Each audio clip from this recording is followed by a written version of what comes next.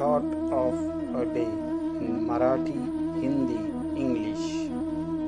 कुछ भी महसूस न करे, कुछ न जाने, कुछ न करे, कुछ न रखे, सब कुछ भगवान को छोड़ दो और पूरी तरह से कहे तेरी इच्छा पूरी होगी। हम केवल इस बंधन का सपना देखते हैं, जागो और इसे छोड़ दो।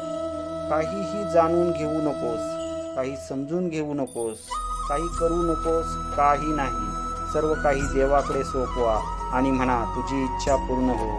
आम्ही फक्त या बंधनाची स्वप्न पाहतो, जागे व्हा आणि ते सोडून द्या।